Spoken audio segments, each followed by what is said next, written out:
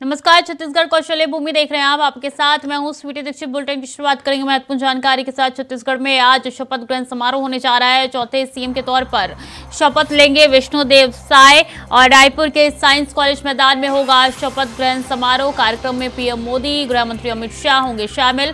शाम 4 बजे मुख्यमंत्री पद की शपथ लेंगे विष्णुदेव साय। तो महत्वपूर्ण जानकारी आप तक पहुंचा रहे हैं, जहां चौथे सीएम के तौर पर शपथ लेंगे विष्णुदेव साय।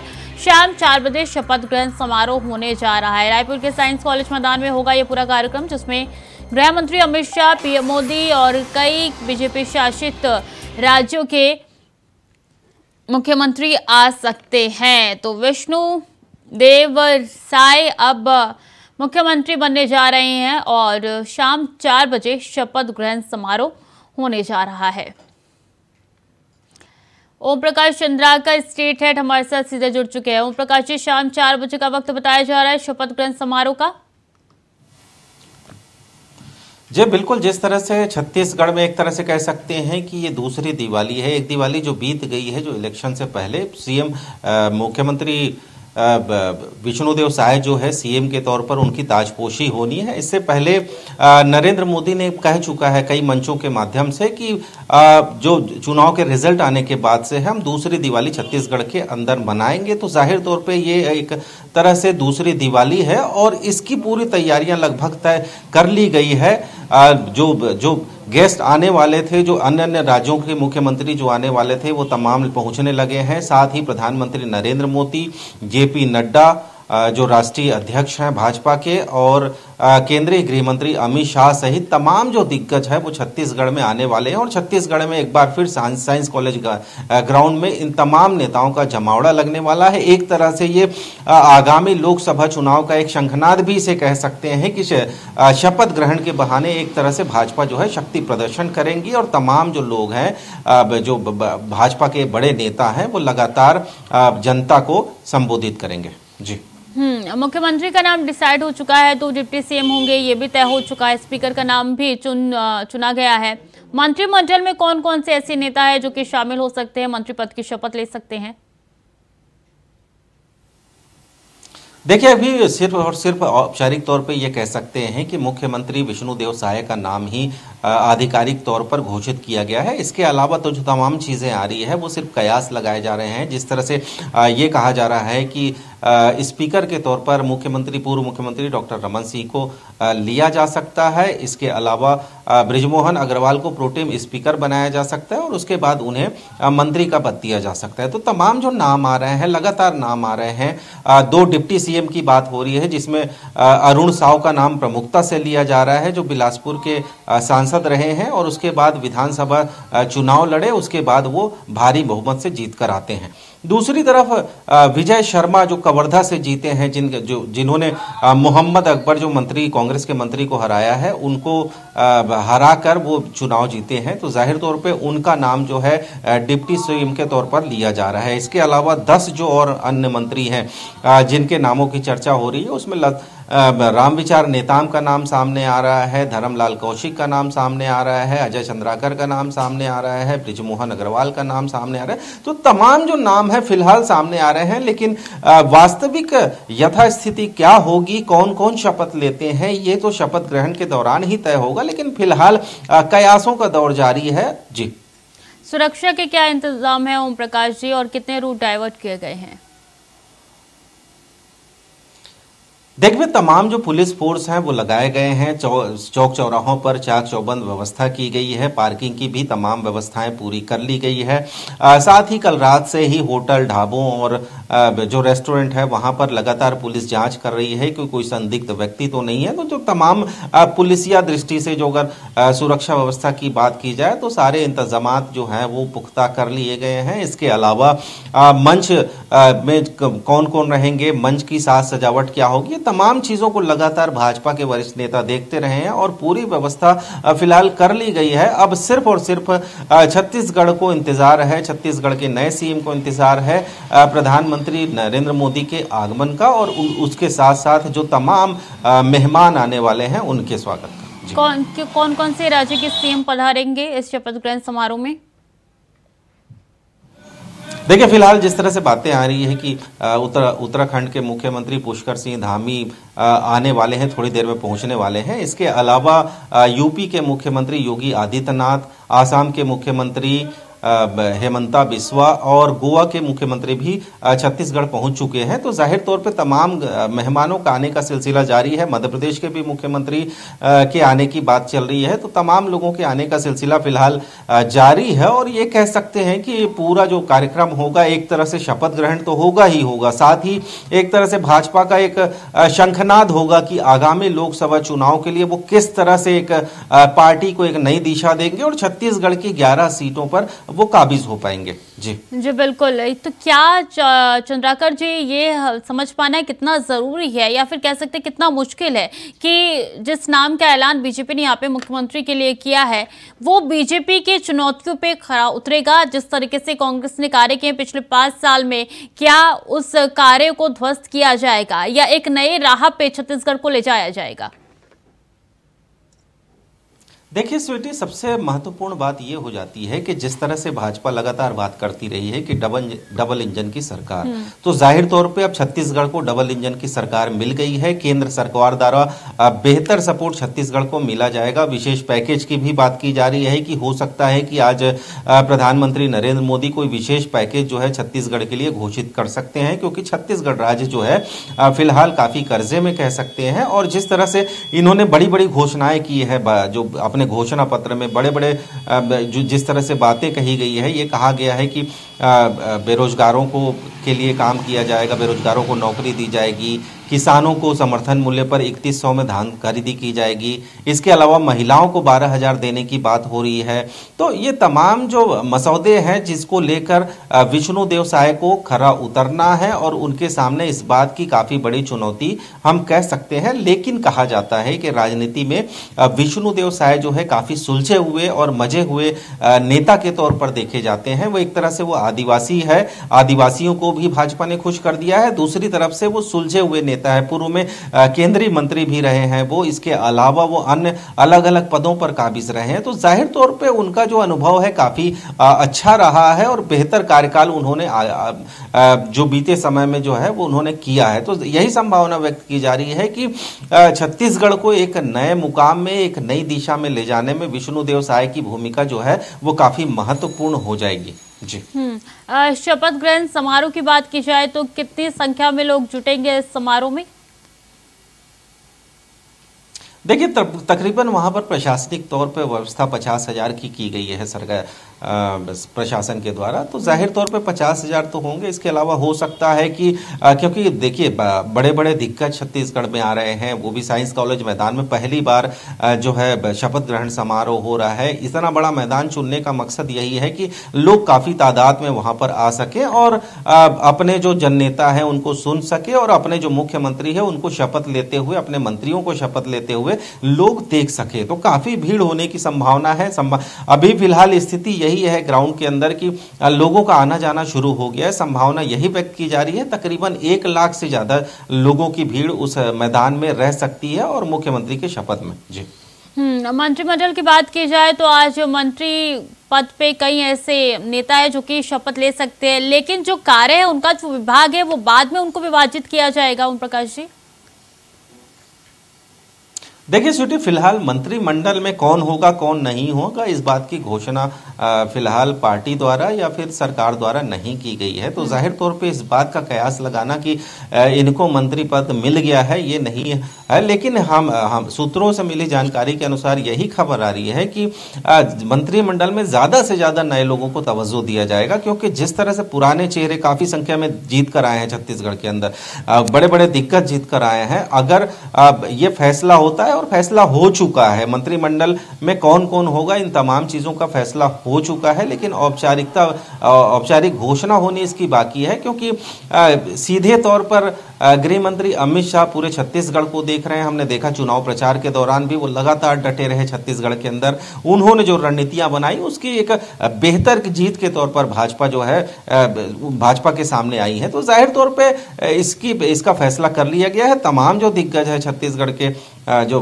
प्रदेश प्रभारी हैं ओम माथुर, नितिन नवीन है, तो तमाम जो लोग हैं वो लगातार छत्तीसगढ़ में हैं और इस संबंध में विचार विमर्श कर रहे हैं कि किनको किनको शामिल किया जाए। लेकिन संभावना यही व्यक्त की जा रही है कि ज्यादा से ज्यादा नए चेहरों को तरजीह फिलहाल इस मंत्रिमंडल में, विष्णुदेव साय के मंत्रिमंडल में दी जा रही है। जी बिल्कुल Om Prakash ji, BJP surprising party है और किसी ने उम्मीद नहीं की थी कि विष्णुदेव साय का नाम निकल के सामने आएगा। उनकी मुख्यमंत्री बनाने के पीछे के कारण कौन कौन से? देखिए, पहला कारण तो यही है कि वो आदिवासी समुदाय से आते हैं, इसलिए 2024 में बीजेपी को खासा मदद मिल सकता है। इसके पीछे और कौन कौन सी वजह है जो कि अभी निकल के सामने नहीं आए ओम प्रकाश जी? देखिए, सबसे बड़ी बात हम यही कह सकते हैं स्वीटी कि आदिवासी चेहरा होने के नाते पहली बार छत्तीसगढ़ को किसी आदिवासी मुख्यमंत्री को दिया गया है, आदिवासी मुख्यमंत्री दिया गया है छत्तीसगढ़ को। तो सीधी सी बात है, एक बड़ा कारण हम इसको यही कह सकते हैं कि आदिवासी चेहरा है। दूसरा, उनकी सुलझी हुई छवि है, वो कभी हाइपर नहीं होते, वो एकदम सुलझे हुए व्यक्ति हैं। तो जाहिर तौर पे ये उनकी दूसरी उपलब्धि रही है। लगातार इतने सालों से वो रहे हैं, कई बार भाजपा के प्रदेश अध्यक्ष भी रहे। पिछले दफा हम जिस तरह से 2 महीने 3 महीने पहले उन्हें प्रदेश अध्यक्ष से हटाकर अरुण साव को प्रदेश अध्यक्ष बनाया जा रहा था, लेकिन उसी दौरान ही ये कहा जा सकता था कि उनको एक बड़ा मौका हो सकता है पार्टी देने वाली है, क्योंकि उनकी साफ छवि जो रही है और लगातार वो जनता से जुड़े रहे हैं, एक जन नेता के तौर पर जुड़े रहे हैं। यही वजह है कि भाजपा ने उन पर दांव लगाया है और यही कह सकते हैं कि उनकी छवि का जो फायदा है भाजपा को आगामी लोकसभा चुनाव में देखने को मिलेगा। जी बिल्कुल, लेकिन बात की जाए पूर्व सीएम रमन सिंह की, तो क्या रमन सिंह के अंदर वो मायूसी नजर आ रही है? हालांकि कहा यह गया है कि रमन सिंह ने ही विष्णुदेव साय के नाम का मुख्यमंत्री पद के लिए जो प्रस्ताव है वो दिया था विधायक दल की बैठक में। देखिए सोचिए, भाजपा के अंदर एक चीज सबसे बड़ी होती है कि एक अनुशासन जो है पार्टी के अंदर आज भी जीवित है, और यदि पार्टी का आला कमान किसी नाम की घोषणा कर देता है तो उसमें किसी नेता को नाखुश और खुश होने वाली बात यहाँ नहीं रह जाती, क्योंकि पार्टी का कहना होता है कि इस नाम पर हमने मुहर लगा दी है, हम आपको एक नई जिम्मेदारी देंगे। तो जाहिर तौर पे रमन सिंह और विष्णुदेव साय एक अच्छे परिचय के नेता हैं और दोनों आपस में सामंजस्य बना के रखते हैं। हमने लगातार देखा है, जब सीएम रमन सिंह मुख्यमंत्री थे तो उनको बेहतर मौका दिया गया, उनको विष्णुदेव साय को केंद्र में सरकार में शामिल होने का मौका मिला था। तो लगातार जो है दोनों के बीच में सामंजस्य में जिस तरह की कमी नहीं देखी गई है। दूसरी सबसे अहम बात यहाँ ये है कि उन्होंने डॉक्टर रमन सिंह ने स्वयं उनका जो नाम है वो घोषित किया था, और इस पर अरुण साव जो प्रदेश अध्यक्ष हैं, जो एक खुद सीएम पद के दावेदार थे, उन्होंने इस पर सहमति जताई। और इनको इसके अलावा बृजमोहन अग्रवाल जो 8 बार के विधायक हैं, उन्होंने भी उनके नाम पर सहमति जताई है।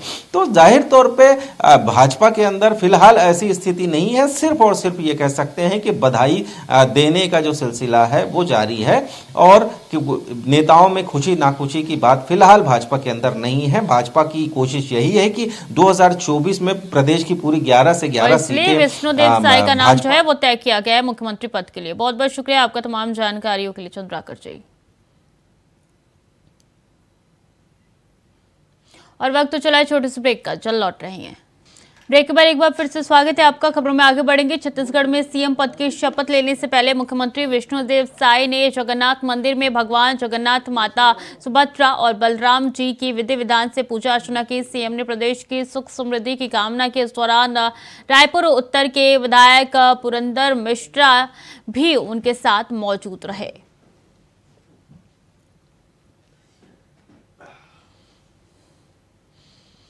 विधानसभा चुनाव में बहुमत पाने के साथ ही भाजपा कार्यकर्ता चार्ज हो गए हैं। एक के बाद एक नगर पालिका में काबिज अधीक्षकों के खिलाफ अविश्वास प्रस्ताव लाने का जो दौर शुरू हुआ है वो थमने का नाम नहीं ले रहा है। इसी कड़ी में जांजगीर नैला नगर पालिका के अध्यक्ष भगवान दास गढ़ेवाल के खिलाफ भाजपा पार्षदों ने मोर्चा खोल दिया है। उन्होंने आने वाले समय में अध्यक्ष के खिलाफ अविश्वास प्रस्ताव लाने की बात कही है। भाजपा पार्षदों का आरोप है कि भगवान दास गढ़ेवाल के कार्यकाल में शहर का समुचित विकास नहीं हुआ।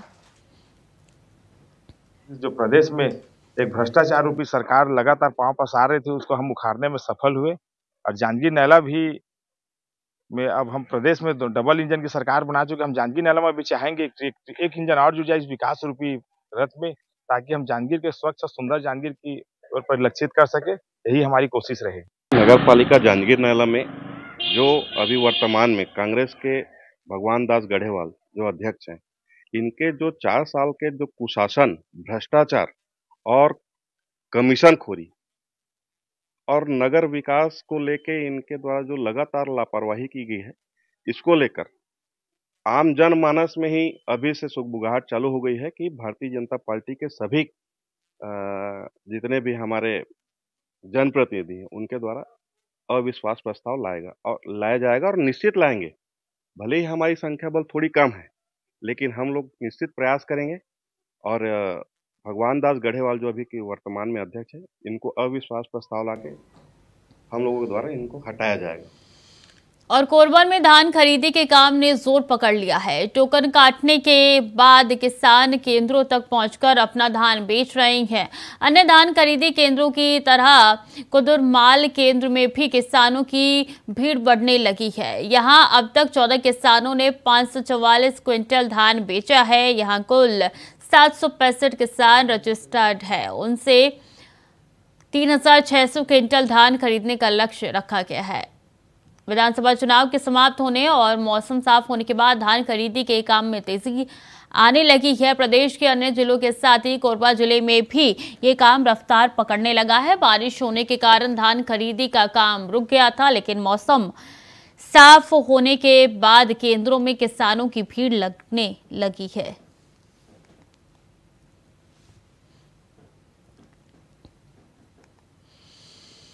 और छत्तीसगढ़ में बीजेपी की नई सरकार बनते ही महिलाएं जैसे गैस एजेंसी में जाकर अपना केवाईसी कराने के लिए लंबी लाइन लगाई खड़ी है। लोगों को 500 रुपये में सिलेंडर मिलने की उम्मीद है। इसके लिए गैस एजेंसियों में आधार कार्ड अपडेट कराने के लिए लोगों की भीड़ दिखाई दे रही है। आपको बता दें कि जिले में 2 लाख गैस कनेक्शन है, 12 गैस एजेंसी है। पिछले महीने ही केंद्रीय पेट्रोलियम मंत्रालय ने एक नया आदेश जारी किया है। इसके तहत अब जिस घर में जिसके नाम से सिलेंडर है, उसे गैस एजेंसी में आकर बताना होगा कि सिलेंडर लेने वाला शख्स वही है।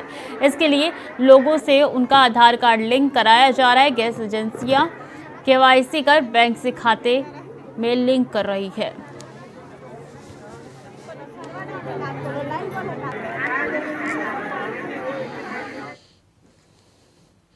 बता दें, रायपुर से खबर निकल के सामने आ रही है। कांग्रेस के नवनिर्वाचित विधायक दल की बैठक आज है। राजीव भवन में होगी बैठक। नेता प्रतिपक्ष का होगा चुनाव। बता दें, बैठक में कई कांग्रेस दिग्गज रहेंगे मौजूद। दोपहर 2 बजे शुरू होगी बैठक। कांग्रेस के नवनिर्वाचित विधायक दल की बैठक आज है। नेता प्रतिपक्ष का चुनाव हो सकता है। इस बैठक में राजीव भवन में होगी बैठक और दोपहर 2 बजे से ये बैठक शुरू होने जा रही है। अब से कुछ ही देर में बैठक शुरू होगी। नेता प्रतिपक्ष का चुनाव हो सकता है इस बैठक में।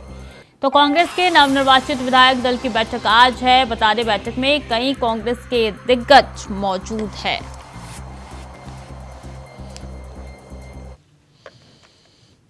कैशकाल नगर के डिपो के पास नेशनल हाईवे 30 पर मंगलवार की सुबह 4 बजे एक बड़ा हादसा हो गया। यहां रायपुर से जगदलपुर की ओर जा रही एक यात्री बस में अचानक आग लग गई। आग लगते ही अचानक और परिचालक बस रोककर मौके से फरार हो गई। वहीं बस में आग लगता देख यात्रियों में अफरा तफरी मच गई। यात्रियों ने दरवाजा और खिड़की तोड़कर बाहर निकलकर अपनी जान बचाई। वहीं खिड़की से कूदकर बाहर निकलने के दौरान 5 यात्री बस से गिरकर गंभीर रूप से घायल हो गई। सूचना मिलते ही पुलिस ने घायलों को अस्पताल भेजा है, जहां उनका इलाज चल रहा है। आग लगने का कारण शॉर्ट सर्किट बताया जा रहा है। आग लगने से बस पूरी तरीके से जलकर खाक हो चुकी थी। वहीं यात्रियों के सामान भी जलकर खाक हो गए, जिससे यात्रियों का लाखों का नुकसान हुआ। महिंद्रा बस जो रायपुर से जगदलपुर की जा रही थी, अचानक कैफे टर्निंग 1 के पास दुर्घटनाग्रस्त हो गई और उसमें लगभग 50 से 60 व्यक्ति सवार थे। 3 लोग घायल हुए हैं। फायर ब्रिगेड के लिए कोंडागांव फोन किया गया। कोंडागांव से फायर ब्रिगेड निकल गई। ब्रिगेड की ड्राइवर दारू पी लिया था, तो हम लोग देखे तो ड्राइवर को हटा दिए वहां से और दूसरा ड्राइवर लाए। तो इसका टाइम था वहां से 10:30 बजे और वहां से 11:30 बजे निकली है। इसके बाद हमको वो लगा, पेशाब लगा, तो जैसे यहाँ उतरा वैसे इंजन में जो है वो लग गया आग। इसके बाद हम लोग चिल्लाने के बाद फिर एक एक करके पब्लिक को निकाले वहां से। और खबर जगदलपुर से है। कलेक्टर विजय दयाराम के ने जिला कार्यालय के प्रेरणा सभा कक्ष में समय सीमा बैठक की। बैठक में धान खरीदी कार्य को सही तरीके से चलाने के लिए अधिकारियों को निर्देश दिए गए। दिशा में किसानों को टोकन की उपलब्धता, धान खरीदी केंद्र में बारदाने की व्यवस्था सहित अन्य व्यवस्थाओं को सुनिश्चित करें। साथ ही धान खरीदी स्थिति की नियमित निरीक्षण करने के लिए आदेश दिए गए। बफर लिमिटेड की स्थिति होने पर डीओ काटने और धान के उठाव में प्रगति लाए जाने के निर्देश दिए। कलेक्टर विजय ने बैठक में विकसित भारत संकल्प यात्रा की तैयारियों की विस्तार से समीक्षा की।